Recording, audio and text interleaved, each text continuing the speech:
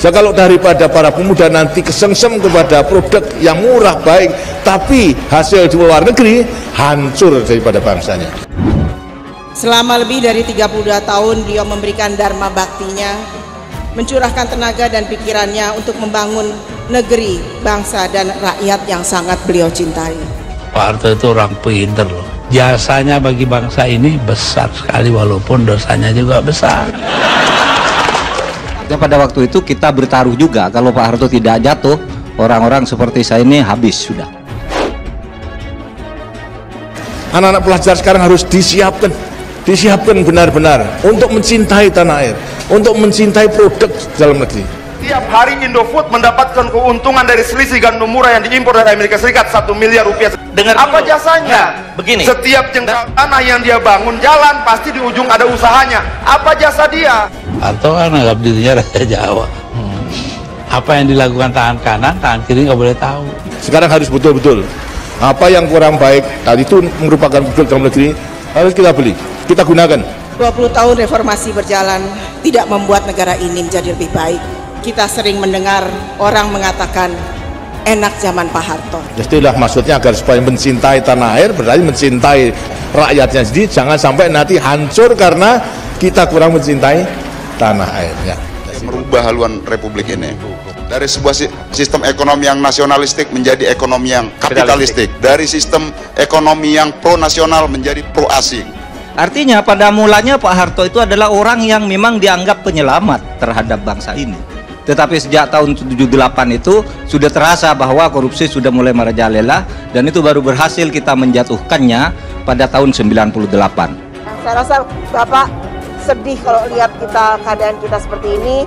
Jadi apa yang sudah beliau bangun selama ini kok kelihatannya tidak maju, tapi agak sedikit mundur.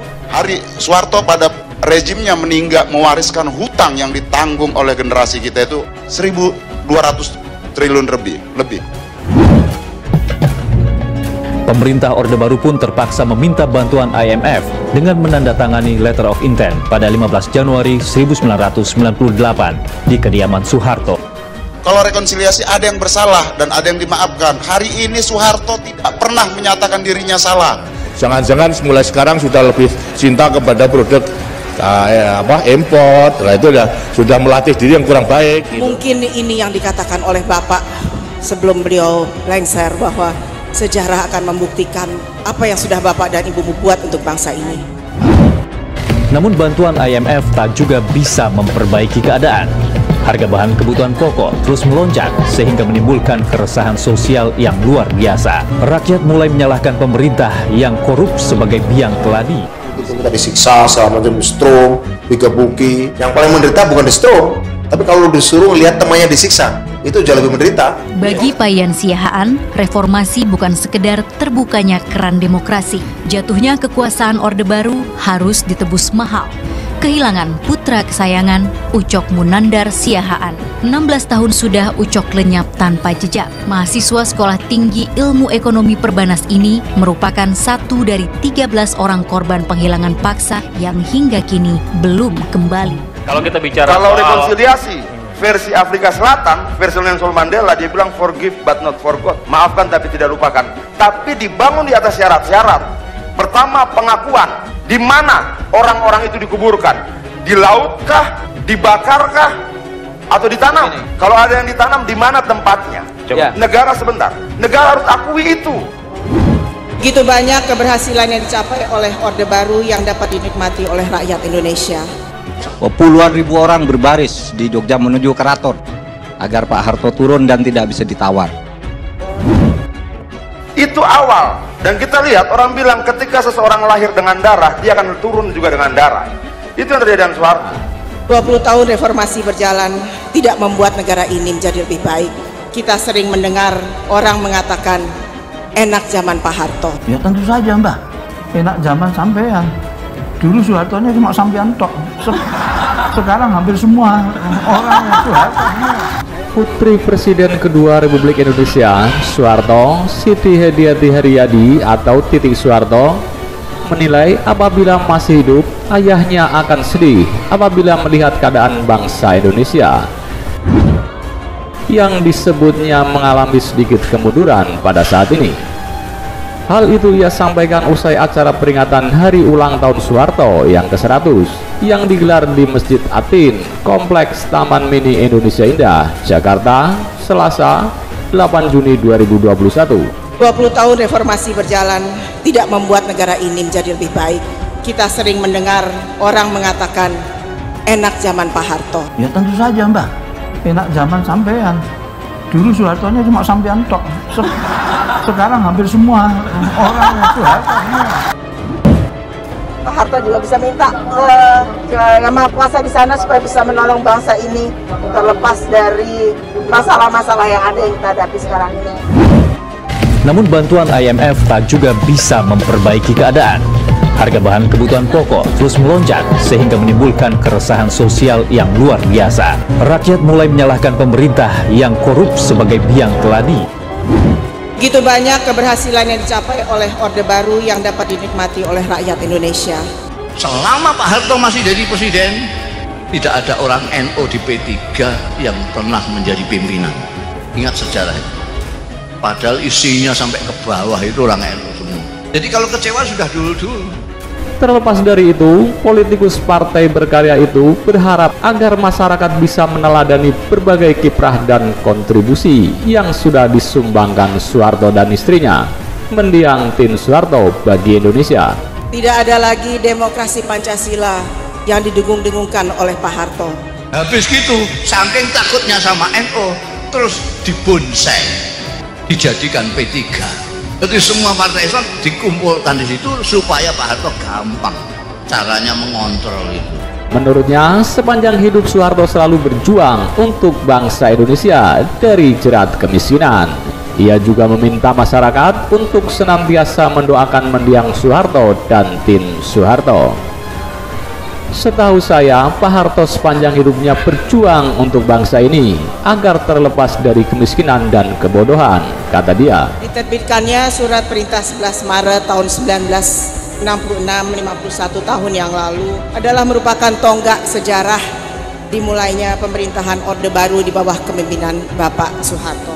Ketika NU ikut tahun 71 ikut pemilu, tapi tetap dalam pemilu NU masih berkibar menyaingi Golkar yang pakai kekerasan itu.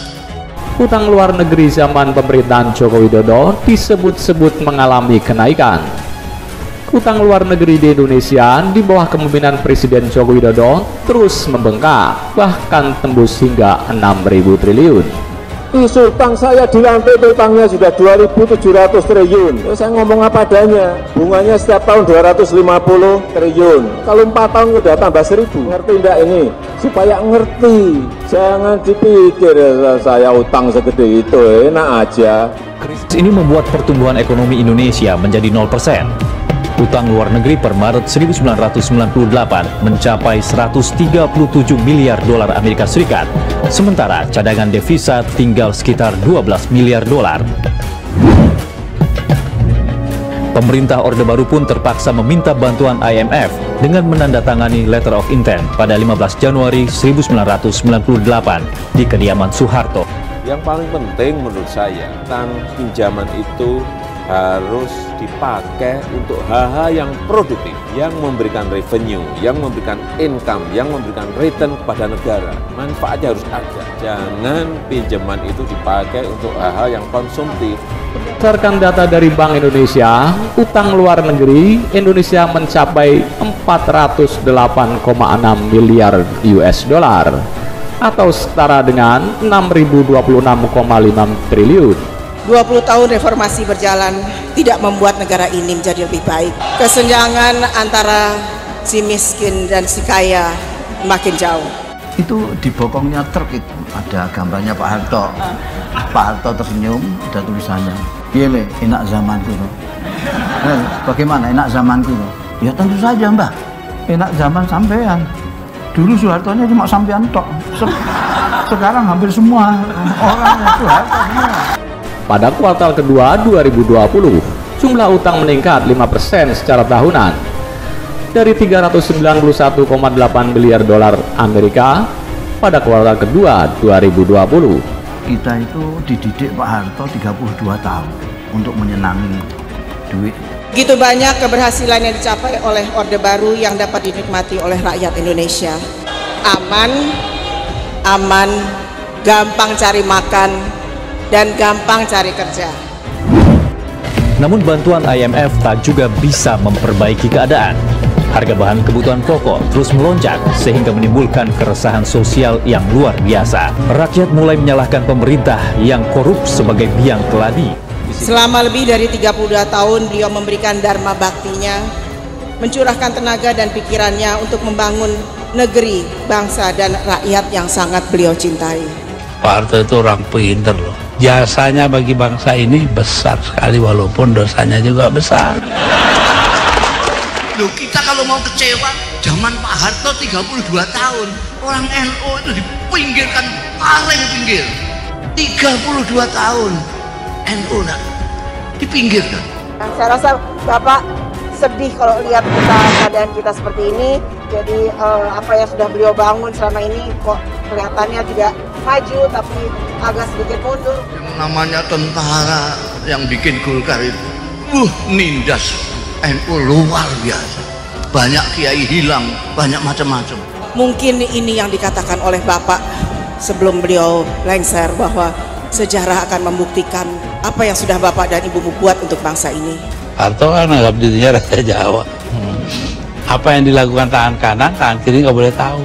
Pak Harto itu mengajak kita, mendakwai kita supaya kaya. Dicontohkan beliau.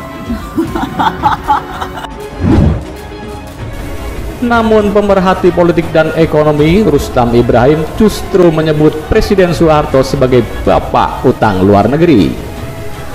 Hal ini karena Presiden Soeharto sudah berutang sejak 1967 hingga lengser dari jabatan presiden, sehingga utang-utang yang ada saat ini sifatnya warisan dan bahkan meneruskan. 20 tahun reformasi berjalan tidak membuat negara ini menjadi lebih baik. Kita sering mendengar orang mengatakan enak zaman Pak Harto. Ya tentu saja Mbak, enak zaman sampean. Dulu Soeharto cuma sampean tok, sekarang hampir semua.